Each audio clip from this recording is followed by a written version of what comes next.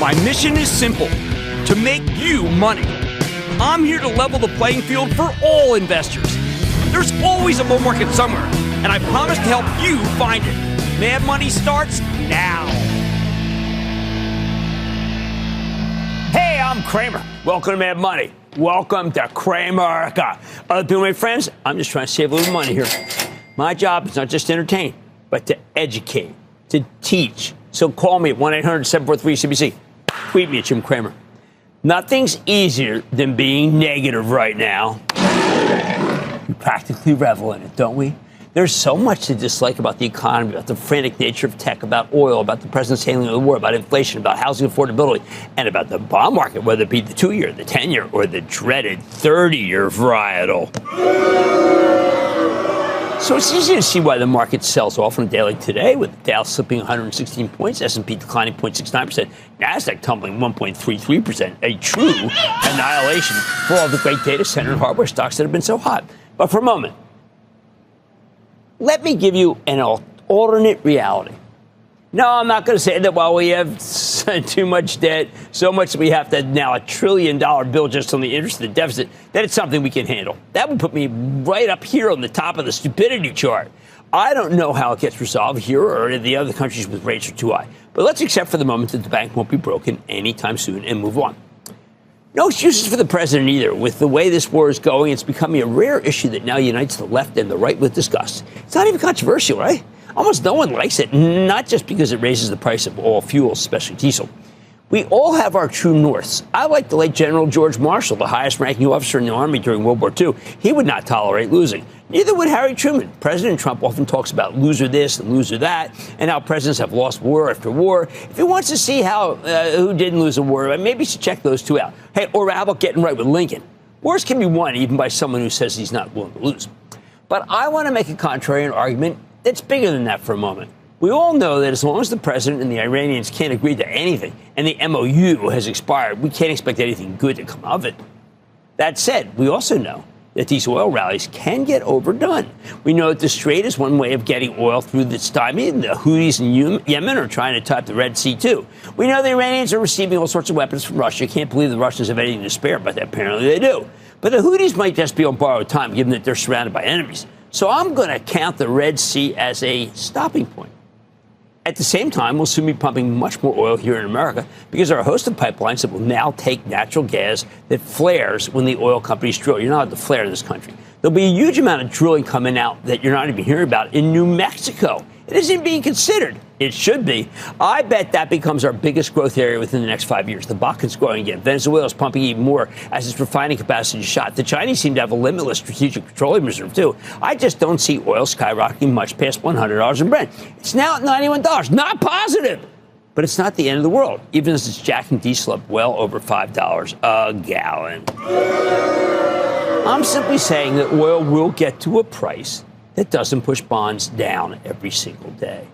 And then that will get oil out of the way, which is a huge positive. And how about those pesky bonds? All we ever hear about is the worldwide bond crisis. It's not good news. But again, can we please remember the pigs? That's when Portugal, Ireland, Italy, Greece, and Spain nearly collapsed about 15 years ago. I mean, holy cow. That was supposed to spark another global financial crisis. That's much worse than this. It didn't. These countries literally couldn't pay their bills. We're nowhere close to that. More important, while rates go up both because of oil and because of Treasury issuance, we often forget that there are plenty of people who've actually been eagerly waiting for higher yields before they put their money to work in bonds. They can go buy some 30-year paper right now at 5.28. Then they can buy some more 5.5%. Consider it like a stock. All right? They're averaging down. They're getting a decent return. Stay focused. I don't love when bond yields are on the rise. It often signals the Fed is going to tighten, right? Very bad for stocks. But that doesn't mean bonds are in crisis. Once again, something not great, but not enough to bring us down, despite what you hear away from me. How about the NASDAQ? It may be inflated because of the data center build-out, but don't tell that to shareholders in Meta or Google or Apple or Tesla or Microsoft. There's no joy in that, mud, Bill. These stocks have done next to nothing. The semis have soared. They came back down to earth today in a real crash. Everyone fears them after this kind of sell-off, when no one wants to touch them now, right? Ooh, they're no good. And thanks to Ryan Dietrich, someone I follow on X, I was amazed to see that we have the most shorts ever ever in the NASDAQ. Can that many people really be right? When a trade gets that crowded, isn't it usually wrong? For the investing club, we are actually looking to buy some beat-up data center stocks. We bought a wee one today. You can buy them pyramid style on the way down. Pay special attention to Micron Moo, which we bought recently for the Travel Trust. Why? Okay, on Thursday, we're going out to see Sanjay Mehrotra, the CEO of Micron, and his home turf in Boise, Idaho. Talk about a special trip. Right into the heart of the most important piece of hardware in the data center, because there is a tremendous scarcity of these kinds of memory chips, and this man is trying to solve that. We have to learn what's going on. The media is not telling you enough. That changes this week. Finally, in my litany of things that just aren't that horrible, front and center is the consumer. Last time I talked about how well Airbnb's doing. It's on fire. People traveling their darn fool heads off. They're using AI to write programs and answer calls, and it's saving them fortunes. Today, the fireworks came from Home Depot, which had its best quarter in 5 years. Strengthened 13 of 16 merchandise units. Truly good numbers for the pro business, which is terrific because pro is sticky. And the despots spent a fortune buying companies like SRS Distribution that cater to the pros in roofing, pools, and GMS, the old gypsum, which that helps contractors with walls and ceilings. The cadence, how each month did in sequence, showed an excellent pattern. They had just great sales from those who used their natural language sites to explore and find products. And all of this happened at a time when housing barely has a pulse. Yet nobody cared. After opening much higher, the stock actually fell 39 cents. That's stupid. But what if Target's good tomorrow, right? I mean, the airport. What if they raise numbers? What if their growth justifies the run it's had? Well, I don't think you're going to keep Home Depot down or Target for that matter. What if Walmart's good later in the week? I see the chaos in the data center today. It could be a tad deserving. Anthropic put out a set of numbers that should be considered a slowdown from a previous high growth pace. Higher rates could make the tech titans a little bit more circumspect about their spending, but I am not turning tail on that group. Call me a buyer there. All I can tell you is that at the end of the day, we're a service economy. If service is doing well, you can't be too negative. 2/3 of our economy may be doing better. Yes, we want to see housing come back. When you buy a house, the odds favor renovation and remodeling. Can you imagine if housing actually gets better? Do you know that Toll Brothers reported after the close out and they gave us a pretty good set of numbers? Stronger revenue, stronger home sales, stronger margins despite the rise in interest rates. See the pattern I'm postulating? I am saying it's not all bad, that it's not that bad, and that it could get better. Not everyone's margin, not everyone's going to get wiped out. And that short position in the NASDAQ, that just seems crazy, given that there's plenty about this environment that is not that bad. Here's the bottom line. I know not bad isn't much of a clarion call, but you're certainly getting better prices than you'd see in the backdrop if the backdrop's good. Hey, maybe that's the way to think about it. That's the opportunity, and the cost seems to be manageable, even if this isn't likely to be the exact bottom. I am damning the market with faint praise, but it is praise nonetheless. Let's go to Chris in California. Chris. Booyah, Cramer. It's Chris from Lake Arrowhead, California. Good to have you in the show. Booyah, right back at you. All right, good deal. What's up?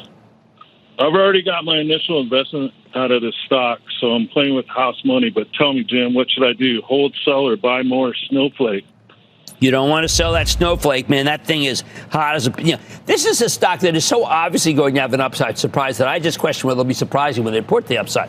But I think you absolutely want to hold it. Congratulations. See, this fellow, Chris, he made real money. We can sit here and be fooling around with the S&P, just talk about S&P, S&P. But you know what? If you do that, well, why be on TV?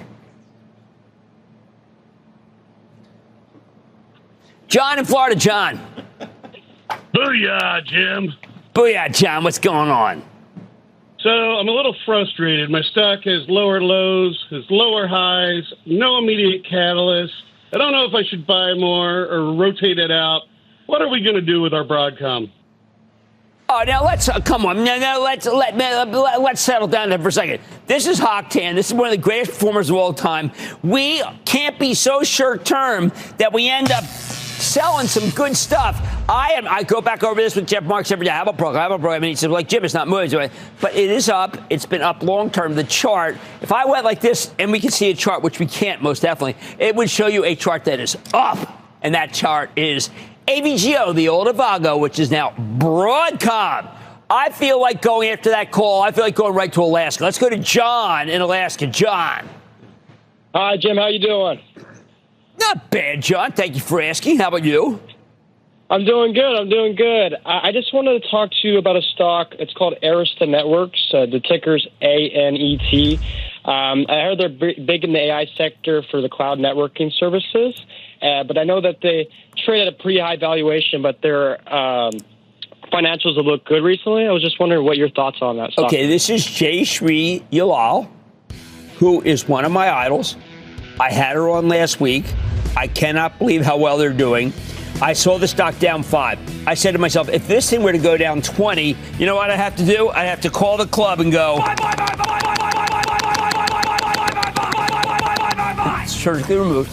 Yes, because Jay Shri Yalal, Jay Shri, I should just say, Jay Shri Yalal is just one of the best CEOs in America. And if that stock goes down, just go buy it. At these prices, even a lukewarm bullishness seems like an opportunity. I think I'm not going to pass it up. On Mad Money tonight, why is Cadence Design Systems falling out of favor on Wall Street? I'll talk to CEO, see what he says about it, his AI opportunity for the company, and it's juicy. And I love a good turnaround story. We're seeing one start to play out in one of the food stocks. Don't miss my deep dive with Kraft Heinz. And they no longer own Cheese Whiz, which is too bad. That was a product they shouldn't have gotten rid of. And how about satellite surveillance provider Hawkeye 360? Just reported his first quarter as a public company. I'm learning more with the CEO. So stick with Cramer.